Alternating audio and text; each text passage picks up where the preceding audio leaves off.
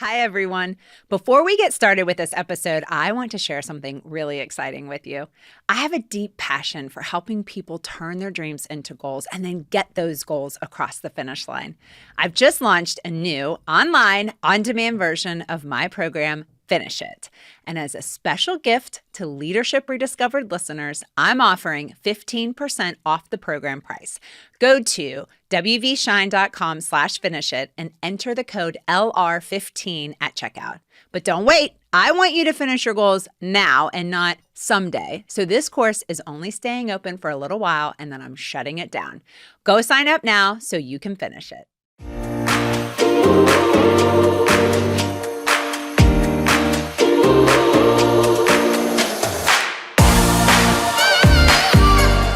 Welcome to Leadership Rediscovered. I'm your host, Laura Seibold, and I am so excited that for the first time ever, we have a repeat guest. Bill Simon is back in the house. Giddy up. Yep, giddy up.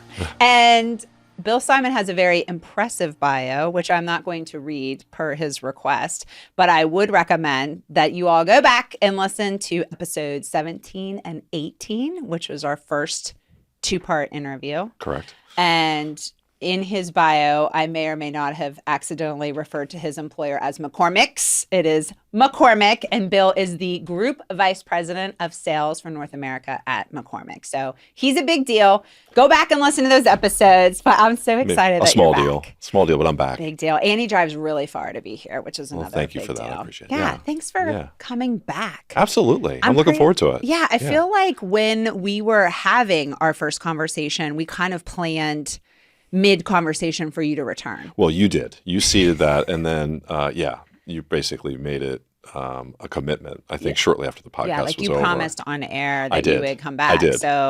And you're relentless, so that's good. So we're here, and we're getting after it. But you're a fan favorite, so I'm really excited to have you back. And I really appreciate it. It's very humbling, and the feedback from the first one was really, really cool. Oh my gosh, that was so fun for me just to watch so many people saying such nice things about you. Yeah, and you affording me the opportunity to just share was really cool. So awesome. I got some really, really great messages from folks that I hadn't talked to in a long time. So awesome. If it can, my view of this is if it helps one person, then it's absolutely worth the time, right? So Thank you. Appreciate this in a big way. You. Yeah. So it has been almost a year since you were in the studio. Yeah.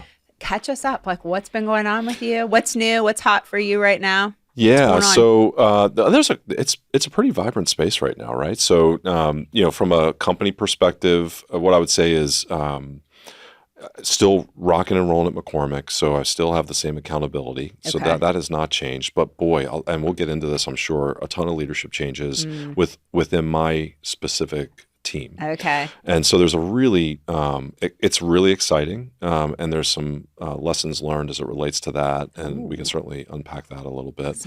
The business went through, much like many in the industry, a lot of challenges. So the things that you see in the popular press that are really well documented on things like Google and Twitter and all the unfortunate events with people, we experienced that too. Many of our peers went through that optimization too, and it just is a byproduct of post-COVID, getting your cost structure right. And unfortunately, at times that involves people. I think McCormick does that really carefully and really thoughtfully. But unfortunately, we had one of those since we last met. So I can certainly share some perspective there on how to, how we did it, what we learned. From a business perspective, I'm still super excited about the company's journey.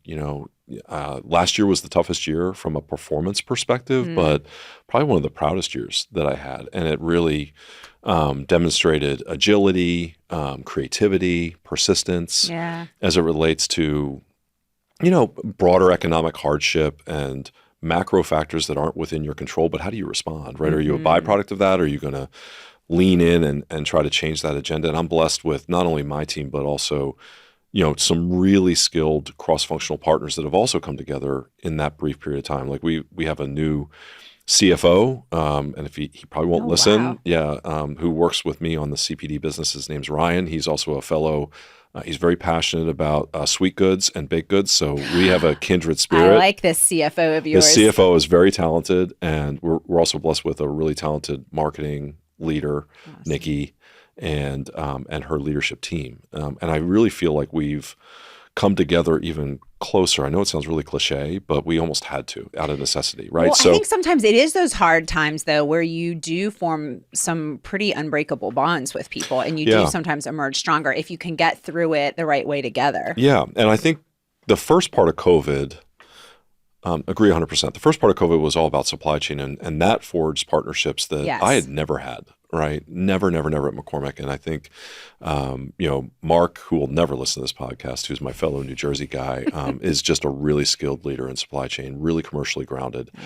And we never had the partnership that we had, pre-COVID. Mm-hmm.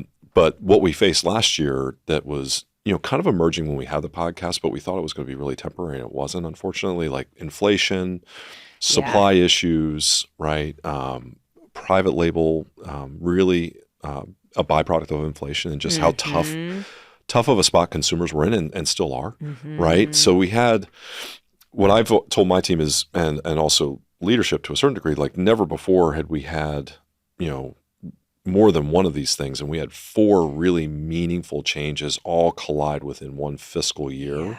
And so it made for really tough results. So how do you navigate that productively with people? Yes. How do you be forthright, transparent at the same time that you're evoking confidence that we've got this?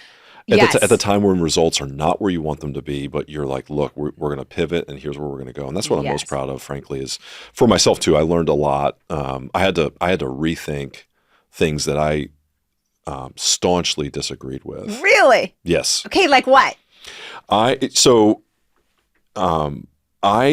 have a tremendous passion for revenue growth management, which we talked a little bit about before. It's a capability that we've got really skilled folks, and now we've got a new leader that's running that. I finally shed it. So that's another journey that we could talk about. Like, that was my baby, and Patrick leads that, but now Diana leads that. Okay. And these folks are really, really wicked smart. And, it was very clear that the consumer and the market was moving faster than anything I'd ever seen, meaning this I don't want to get too technical, but something that was really unresponsive to pricing all of a sudden became remarkably responsive to pricing, meaning like you as a consumer were acutely aware of things at McCormick and what you were paying. Yes. And that's usually true for eggs and cheese and milk and butter and even carbonated soft drinks, things that are high purchase frequency, but not spice. Because you're not buying that frequently, so you're not as aware. I think the only thing I pay attention to are cinnamon sticks. I appreciate and that. Vanilla bean. And hopefully McCormick. Of course. So this stuff moved really fast. And so now you're faced with, you have to reinvest, you have to consider pricing strategies, giving back on price, which I mean, that is a very unique place to be in. How do you do that with customers and do it productively and thoughtfully? And while I've done some of that, not to the degree that we just did in the last 12 months. I mean, we moved fast on investments for us that would be small for some companies, but for us were large. Like these were, $10, $20 million decisions of investment or spend back on a business that, in terms of size and scale, that would be material. Like that's a material, like that's got to go to leadership. That's got to get CEO alignment. Impact. Like, what are we doing here? Like exactly what are you trying to do? Yeah. And convincing them to pivot down a path that perhaps isn't innate to how they think about the business either. So, right, especially if this is stuff that they've not had to think about before or deal with before. And then suddenly included. It's like, we got to make some quick decisions here that are pretty significant decisions. And counter to how the growth algorithm has performed for decades, right? So I give a lot of credit to the research teams, the insights teams, the rev team, the revenue management team, pardon me, and having the courage to bring it forward, really, and I think just also the agility of marketing, finance, sales to rally around something that was going to be very uncomfortable to execute, and we did it so fast.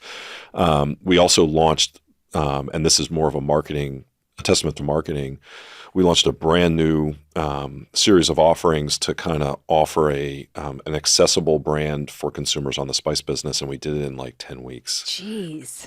Most of our stuff takes 18 months to get out the door. Wow. Like that, the sauce that I gave you as part of our visit, that took about 14 months to commercialize. This happened all in 10 weeks. And what's the need to accelerate it to that extent? The acute need on the business, right? Okay. So it's like, look, again, not to get too technical, but there were, price gaps that were too wide for us to navigate productively with the existing suite of brands that we had. Okay. And it's like, okay, what do we do? So like that's not going to move the needle. Yeah, We have to do something We've different. got to do something different, and we need to think about it because the other risk is you denigrate the value of that brand to the point where if you discount it too far, how do you ever go back? Well, yeah. Right? And it's spent years, validating that it can command this price. Yeah. So there's a lot of debate, appropriately so, and a lot of insight that has to go into that consumer, customer, and just raw analytics that that forge those decisions. So again, proud moment. The company had never. I had not seen that done at McCormick, and frankly, I really had not seen that done at Heinz prior either. So it was it was one of those rally cries, like good for them, like they heard it.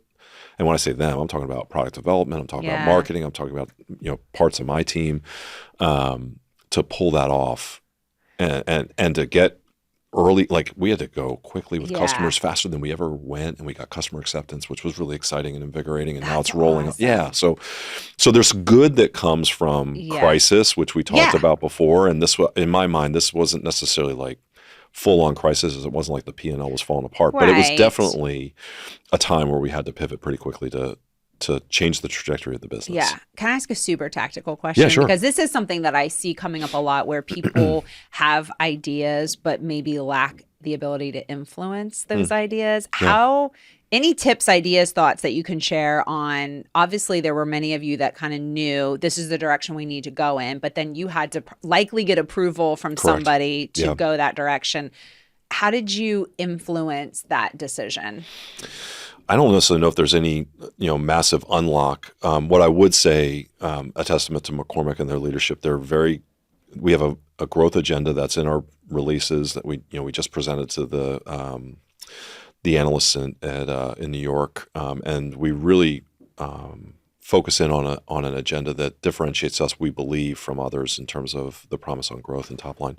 Gotcha. So anything that undermines that affords you the opportunity to have a conversation with leadership, unlike many places that I've ever seen. So the accessibility and the lack of formality in some instances, not all, but in some, affords the opportunity to really raise up issues quickly. Nice. My boss is really adept at that. I believe, he's a huge advocate not only for the business, but also for the functions that have to do this heavy lifting. And he has a tremendous amount of empathy, but he also demonstrates consistently the ability to knock down barriers. Yeah. So I wouldn't say it's one individual. I think it's more of it's systemic. It's part of our culture. Well, yeah. Like, you know what I mean? So it's like, look, I want to know what bad news you're facing and or opportunities or issues.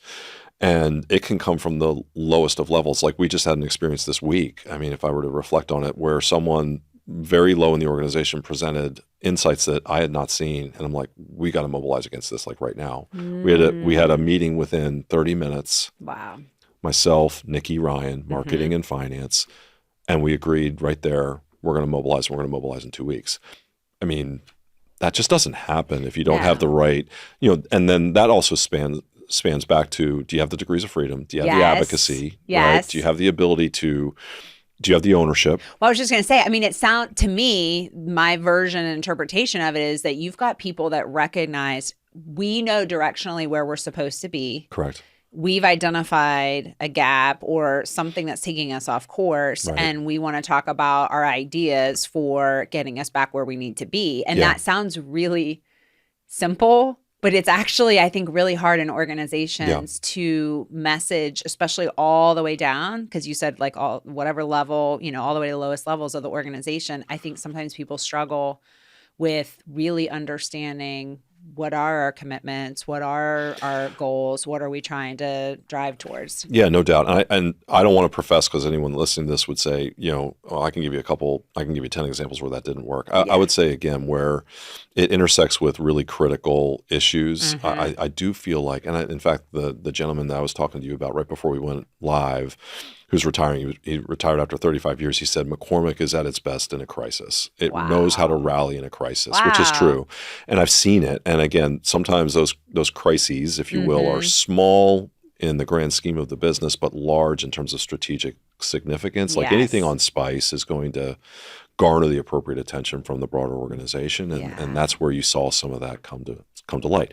We are still a big organization. We still have broad processes. We tend to be conservative financially, so there are times when I would say speed isn't our friend. But in that example, and again, I think with the appropriate education, insight, and then subsequently the advocacy and the notion of and the degrees to fail and or lean in together, it's really invigorating. It's not perfect, but I'm really proud of what the organization was able to accomplish. We're still not done, but those are some of the things that transpired in the last, since the last time we got together. I mean, it was a tough year. It was a really tough year. I think, the other thing, that I would just reflect back on is, as we were going through that, I kept saying to my leadership and then ultimately my team, the fundamentals of what we can control are still really sound. Yeah. And the fact that this is not coming together is not necessarily a reflection of effort and or the results that will underwrite our success in the future.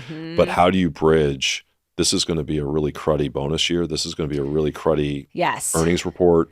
Yes. There's going to be, concern and duress, and consequence. Yes. But at the same time, people don't lose sight of the fact that the fundamentals are still solid. Yeah. Right. And there was great work that we are now benefiting from right now. Like we just had our first quarter and it was really strong, thankfully. Right. And so we got a little bit of a bounce first step. We got to string 3 more together. But, the proof is in the execution from those that are ultimately responsible, those that are, up against the accounts and ultimately up against the brands that we try to steward. And that takes time. I would love to hear your perspective because I know, unfortunately, there are a lot of organizations that are not having the greatest year right now and having to figure out what is that right balance of sharing the right amount of information, not too much information. I mean, and I'd love to hear your perspective and opinion on how to effectively communicate to people what is going on to try to give them maybe comfort or security where you can, but recognize none of us have a crystal ball. So, I mean, we're trying to put things in place, but we're not quite sure what's going to transpire. And all the while trying to keep people motivated, engaged. I think a lot of times there's these rally cries of like, please hang in there with us. Yeah. And I think I don't know if they ever work. No, I don't feel like they do. And I think the other challenge is people are sometimes willing to go through those battles if they feel like they know that there's light at the end of the tunnel. And oftentimes what I see is that light is a lot further away than what people initially anticipate. So they say, like, I think it's just going to be a bad quarter. And then it turns into a bad 2 quarters and 3 quarters and 4 quarters. So how have you messaged that? And I guess, because I know this is not your first rodeo with this. So, what have you learned along the way too, that maybe you could share with others to kind of help? Because I see a lot, I can give a lot of examples of it not being done well. I'd like to me too. Me too. And how to do it. I give our leadership team a lot of credit for this round. I wouldn't say that's true from previous efforts, but the degree of transparency from our CEO on, look, here's what we're facing, here's what we're going to do, and we're going to do it the McCormick way, and people know what that means. Anyone that's been there for a year or more kind of knows what the culture stands for, and we do have a people component that we talked about before. That's I believe it's rich, it's thoughtful, it's not perfect, just like any strategy. It's got some vulnerabilities, but he was very forthright on here's the message track. Very forthright on bonus, on the need to right size force. We launched a voluntary retirement program. That was the first step, but he came out almost as soon as that was announced and said that may not be sufficient. So for me, it's how do you treat people like adults at the same time that you keep them focused? Yes. Right. Yes. So what I've always said to folks is this, a couple things that I say, and I have said on my, I've got monthly, webcasts with my leadership team to the broader organization where we try to unpack the business, what's happening. It was typically service oriented and COVID related, but we also try to unpack like, hey, here's the people agenda, here's what's happening on bonus or whatever it may be. Yeah. So what I've always said is, look, this could happen at any point in time. I view myself as being under a kind of a daily, quarterly, monthly contract. The company decides to employ me, and Mm-hmm.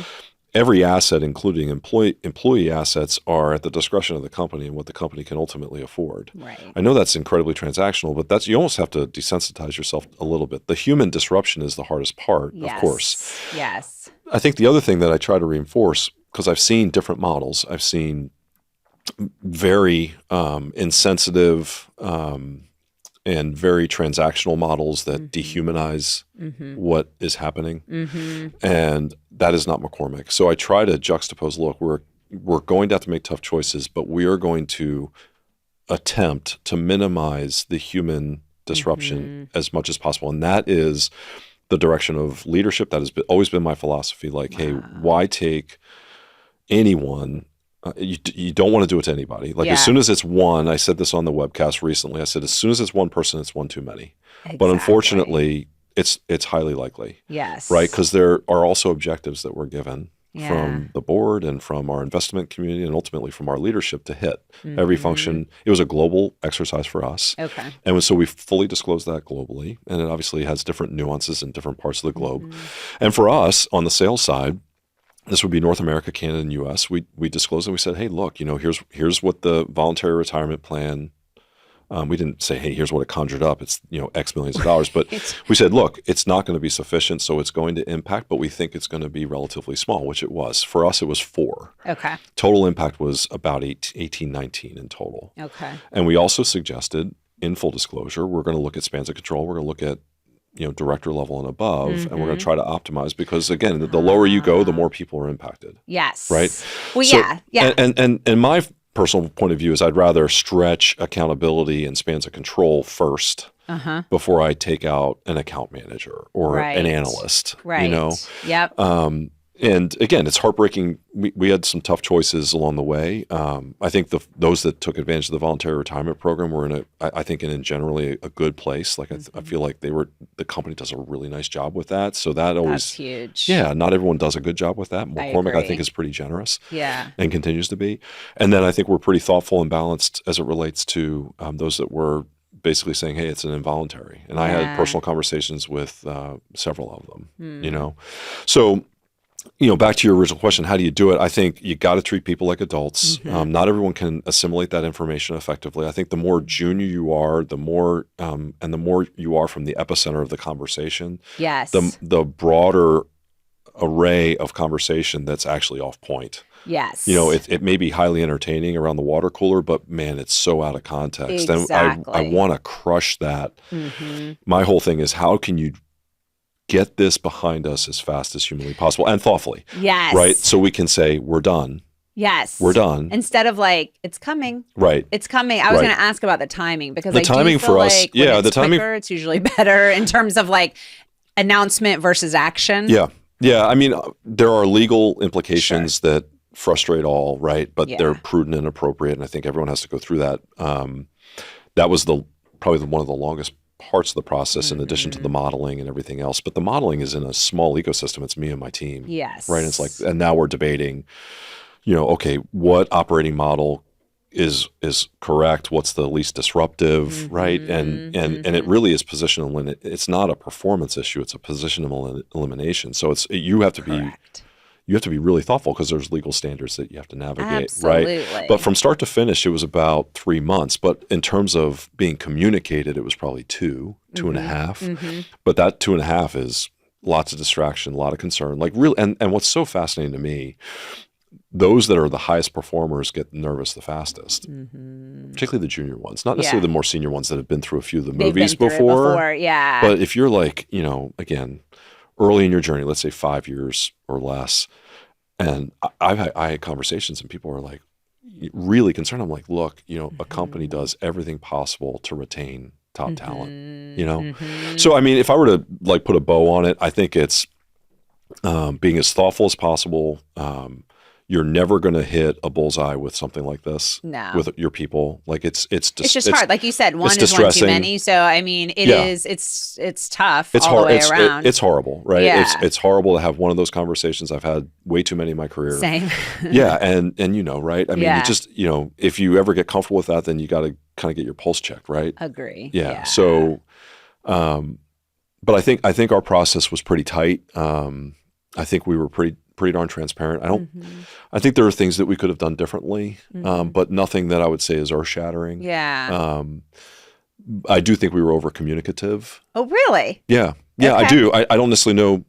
We'll see if anyone calls BS on that on the podcast. But, I felt like we were.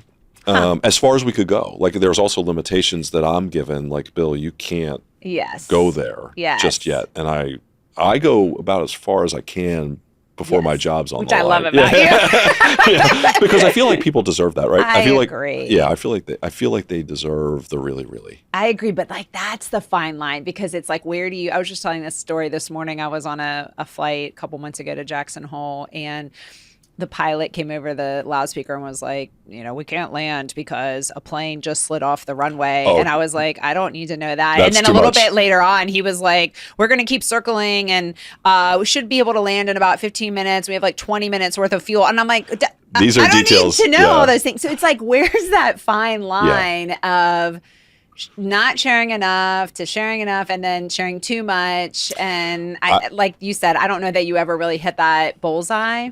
I bet you would get different answers from everyone that sits in this chair. Probably. Right. And I think there are also different company philosophies that Yes.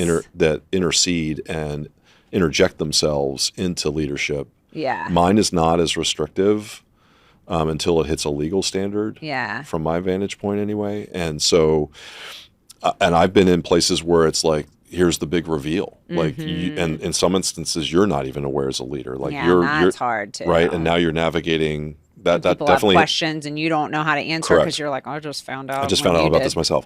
Yeah. So, pardon me.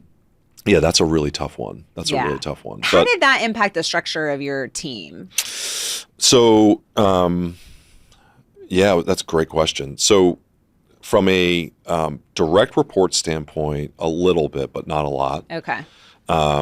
From a kind of an L2, like the director level, underneath my VP community, quite a bit. So that's where we had a number of voluntary retirements that we could take advantage of. So, that's, and like as the higher you go up the scale, the less disruption you have within the broader employment community. Yeah. So we really looked at spans of control. We looked at roles that we could collapse. Okay. And we had a community of about, call it 25 directors, and we took 5 out. So that's a big nut. And, and then we looked at, sales territories that we thought we could collapse. Okay. And leadership opportunities too. And what I've always said to my team is, look, part of this is a math exercise, which is, horrible to say, but it is. I know. Right? Yeah. It's horrible, but we do that in our own households too. Sure. And the company has every right to say we need to optimize, we need to get to this space, right? It's again, it's their checkbook. So how do you do that? And what we really focused on, at least from my perspective, is how do you minimize the risk up against the business? Where do you want to take risk? Yes. Right? Where don't you? Yes. So, if we're being intellectually honest, not all teams were impacted the same way, which sometimes causes frustration too. For but, sure. You've got to step back and say, okay, first, voluntary retirement was disproportionately in one team. And that's hard too, because sometimes people walk out the door that you don't necessarily want to walk out the right. door. And I was just saying this at the retirement dinner that we referenced earlier. I was asked to make a list of all the folks that were eligible. Who do you think is going to go? And my batting average was less than 50%. Really? And I'm like, and yeah, you don't want certain folks to go, but it's voluntary and you can't cajole them. When you offer that up, then it's them, their spouse or significant other, and figuring out whether it's the right time. And yeah, there's definitely people that walked out the door. I mean, we lost over 300 years of experience. Oh my gosh. Yeah. Wow. Like that's what I said to my leadership team. I'm like, we have lost just remarkable experience. Yeah. And folks that just bleed McCormick. Like I got one, he will never listen to this, but a guy by the name of Tim who was in the Southeast, he was an account manager, and he literally worked until the finish line, and he posted a huge win. Aw. Like literally like within a couple hours before his email was shut down. Oh my gosh. And I'm like, I love this guy. I'm like, how can I get a thank you to him? I don't have his personal email, so fortunately we got it. But like, that is the passion. Wow. Like, how do you replicate that? I know. Right? Like, how do you replicate 20, 30 years of experience seeing, and just the pure passion that comes with that. And the pride. Right? And that is sometimes, I think, companies do underestimate that impact a little bit in terms of just, it's hard sometimes to replace some of that knowledge and that experience, especially if it's just happens to be a greener workforce or someone that else that comes in that just doesn't have that level of experience and knowledge. So then you think about that dynamic, and then to your question, okay, so now you've got a disproportionate amount of voluntary retirements in one area. Yeah.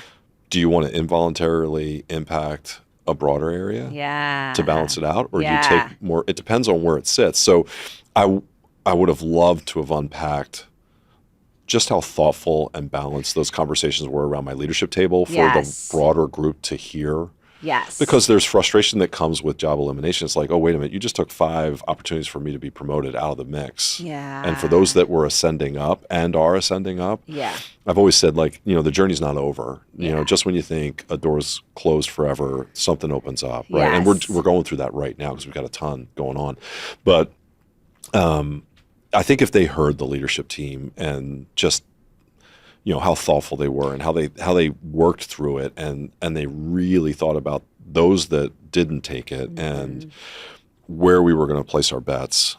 For the 4 individuals that were impacted, they're never going to agree with my statements, nor should they. Yeah. But I think for the broader populace, I'd like to think that they would be proud of the leadership team. Well, and I appreciate you going into that detail, because I was thinking the same thing as I was listening to you about the fact that you were really detailing a very thoughtful approach. And I think a lot of times companies will say, we do not make these decisions lightly. And sometimes people think that's lip service. And maybe it is in some organizations, but I really think also many times people don't realize how much thought and effort and heartache actually does go into this decision-making process. Yeah, I think the heartache statements are really, that resonates for me. I mean, I'm emotive, as you know, like, and I typically emote when I'm really happy. Like, you know what I mean? Like, I'm my wife and kids are like, are you crying? Like, I'm just so proud of you. Like, that's my cry. I think that's my goal on this podcast is to get you to cry.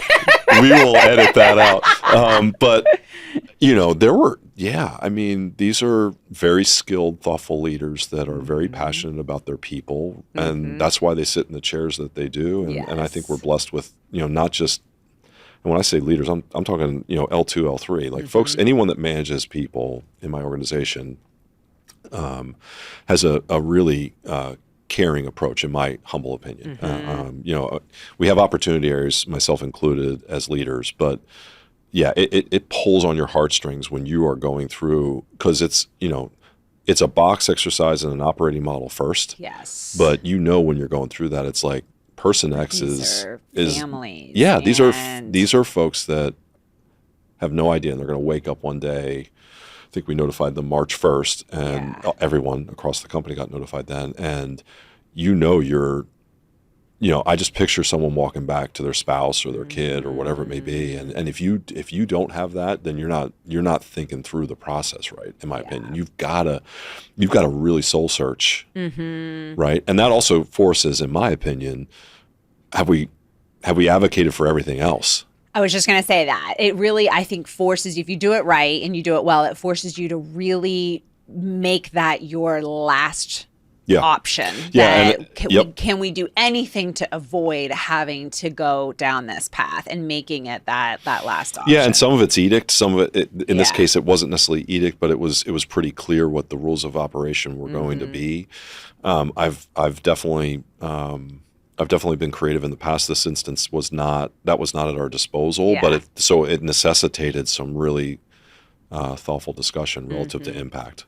Yeah. And I think you got to put impact. You got to put again, future operating model, where you're going to take risk. And some of it is again, the team may say, well, you took a lot of risk in this space, and we're making a calculated choice. And if we made a mistake, guess what? We're going to go quickly back to leadership and say, guess what? We made a mistake.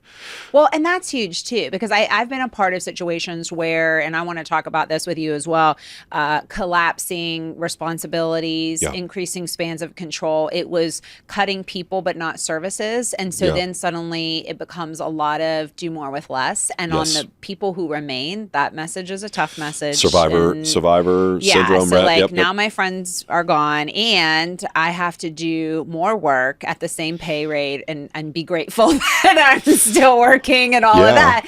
And so it's helpful for me to hear you say, hey, listen, maybe there is an openness to, perhaps we cut too deep there, or perhaps there's some things that need to change post decision that we need to I think we need to, sorry to interrupt. I think you need to let the operating model have a chance. Like that's always been my philosophy. Like, hey, you can't render that conclusion 3 weeks after we made this call, right? So we need to at least give it the college try.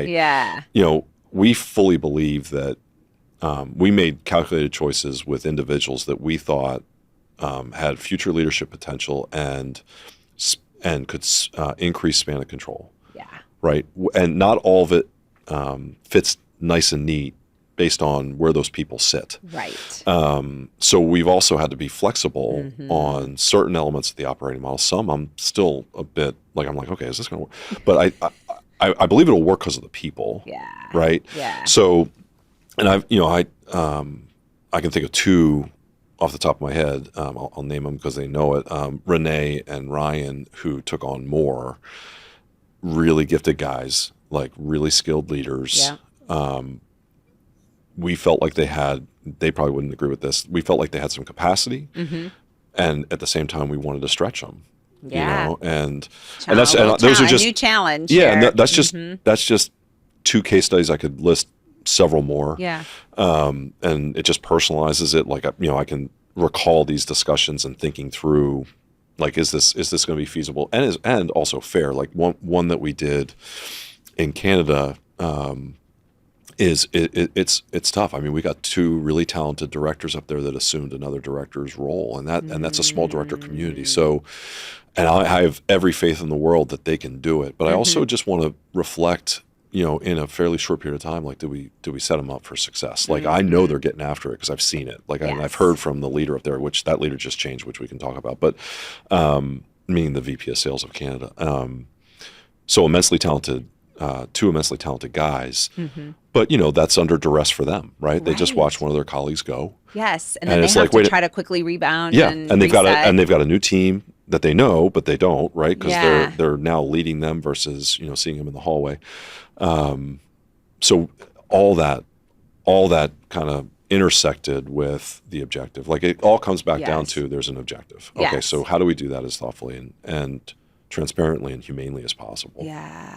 And how do you, to me, there's so many opportunities to really step up as a great leader in those moments and to show true leadership. So how have you led your whole team through this? And then what types of things have you encouraged your leaders to do? Because I know you're a leader of leaders. Yeah. In terms of, I'm blessed with those guys. Getting people focused, because if I recall, I mean, you're coming off of a better quarter. I mean, I feel like things are hopefully turning. And so you want to get people ready to go and excited about the future as much as possible. How do you do that from a leadership context, or how have you done it?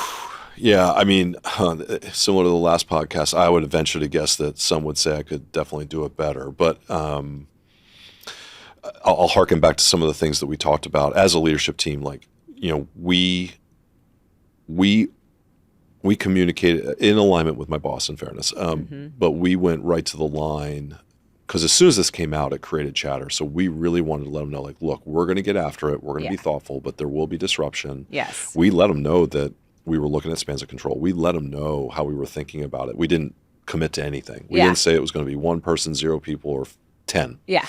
Because we needed to see how the dust settled. How it was going to shake out. Right, because the VRP was coming together at the same time that we were hypothesizing how the model would actually operate. So, again, I would say... I think from my from my leadership team, they were ensconced in it with me. So they saw the process. So they could speak very genuinely and thoughtfully about, okay, like I was in the room too. I was there. Yeah. Yeah. I've always believed like you know, in instances like that, we've got to be around the table together. Yeah. Now it was virtual because it was so fast, but right. But that helps drive ownership over the message. Oh yeah. Yeah. And in many instances, I framed initial thinking, but I said, look, you know, the objective can be achieved many, many, many different ways. Mm-hmm. I'm open to your thoughts. Mm-hmm. You know, my thought is, and in many instances, folks came with very different thinking. Wow, that's interesting. Yeah, and minimized. I give them credit, like minimized disruption. So, you know, in terms of the communication path, I mean, again, it's not rocket science from my perspective, and it's probably just retracing steps. We were very transparent. We were frequent as we thought was appropriate, without churning. Because what we didn't want to do is just talk about it without something new and tangible. Yes. So when we had something new and tangible, reminding them something bad's coming. Yeah, it's like I just want to remind you something bad's coming. Like, it's about to happen. Yeah, right. I mean, it's like yeah. So keeping people focused, like trying to treat them as adults, you know, being as transparent as the company would allow us, and then you know, just committing. Like as soon as everyone was notified that was impacted. That was an involuntary, right? Mm-hmm. People that were dismissed, their jobs were eliminated. Yeah. Which, by the way, they could also then apply to openings, which so some actually took advantage of that. So, which doesn't always happen. Correct. Yeah. Right. So that's also another great signal in terms of how McCormick thinks about. Yeah, I was going to say kudos to McCormick for setting it up that way. And it's like a standard. It's like, look, if someone wants to chase this, even if it's a demotion, they have the right to go after it, and if they earn it, they still have to earn it. Sure. But if they earn it, game on. Like we're going to support them to the best of our ability. So so we were purposeful on cadence. Like we mapped out a cadence that we thought was appropriate. Yeah. And not. What we felt was overly disruptive. Mm-hmm. And we kind of knew as soon as that last individual that was adversely impacted that we could then get on the horn and say, okay. Mm-hmm. And we were able to unpack even organizational charts, and let's talk about like exactly what the objectives were, who left the building, who's leaving the building, because not all the voluntary retirements wanted to be known necessarily. So we had some sensitivity on like, do you want to even let people know? Yes. And so that eventually became more standardized. And I think that's just what people want to know, like who's leaving, what counterparts are going, like how are you thinking about this? Is it over? Yeah. Is it over? I think that's the biggest question. Yes. And is there another round coming? Yeah. And I think that's the hardest question to try to answer, because the answer is I don't know. Right?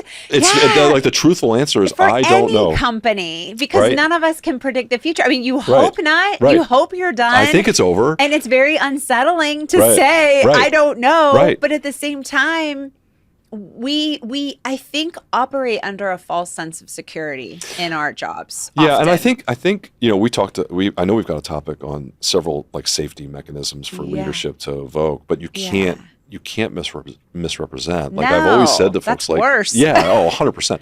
So for me, it's like, look, it's over, but the best thing we can do to avoid this in the future is perform. Yes. We have to perform. We have to deliver expectations, and that affords us the insurance policy that everyone gets to take advantage of in this building that is still here. And again, our numbers were pretty small. It was like 1% of our total population, and that includes factory, which is disproportionate, right? But if you look at the white collar population, it's still small relative to what you've seen in the tech industry, and even some of our peers. Like some of our peers have been more aggressive, and that's just not core.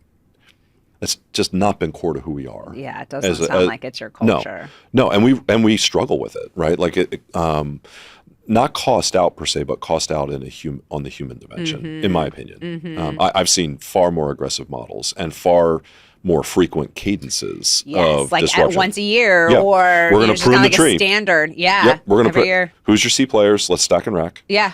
And Jack Welch, bottom 10%. All of those. Yeah, those models are still out there. Oh, sure they are, and I've seen it, and had to execute it. You know, so that is. If you've lived in McCormick your entire professional life, you really haven't seen what other models are out there, and other models are far more aggressive. So that's a blessing, right? Like that's one of the beauties. That's why I stay at McCormick too. They just have there's just a good soul there. It sounds like it. Yeah. Oh, 100. Yeah. Big time. And that's massive for people. And I think anytime you go through something like this, whether you're directly impacted or not, I do think it's a good message and a good reminder around just always be thinking about your role and the value that you bring to the table. What is it that you bring? What is valuable? How do you add value to the business? Act like an owner, right? Yeah. What are ways that you can positively impact the success of your team, your department, the company? Because to your point, if we can perform and execute well, then hopefully we won't have to be in this situation again. Understanding that sometimes there's just factors outside of the company's control. This I would view as an unforeseen circumstance that unfortunately was our reality, and it wasn't unique to us. I think that makes it easier to digest, not necessarily palatable, but it's like, okay, I kind of get it.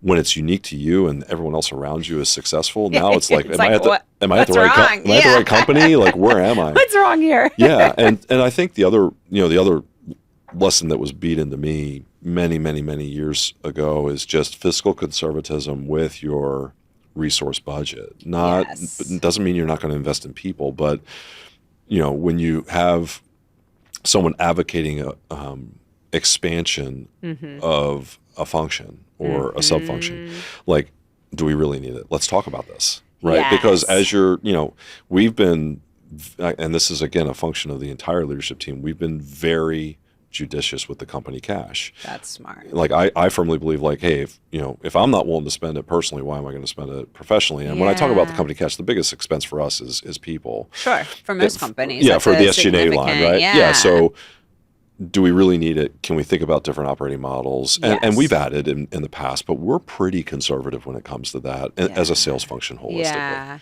Well, and I think that's smart because I think while I don't know the story of all of the companies, especially some of these tech companies that are doing these massive layoffs, a story that I am hearing quite a bit is just they experienced explosive growth during a period of time. They staffed at a level of this is going to be our forever situation. Correct. And then things changed and it was like, oh, now we don't need all these people. Correct. So to err more on the conservative side, even though that might feel like, oh gosh, I got to take on a lot of work. Yeah. But it might, in the long run, provide a little bit more security and stability. Yeah. I mean, I use it. It doesn't mean I'm going to win every battle, but I use it with leadership. Like, look, our cost of sales has been down for 10 straight years. And some of that's my predecessor and some of that's, obviously, I've been there 8.5. So, and we've added bodies, but we've added at half the rate of sales. Yeah. So, when you treat it that way, it doesn't preclude something like what just happened from happening, but it certainly raises the question of, are all functions created equal? You want to at least be able to state your case. Yes. For your people. Right? Exactly. I mean, at least I do. Yeah. And so that's been the biggest enabler for me and my team is just being judicious, not frugal to the point where you can't support people, but because we reward performance. I think we do it pretty well. Yeah. There was so much great content from this episode that we had to split it into two. Be on the lookout for part 2 coming next week on Leadership Rediscovered.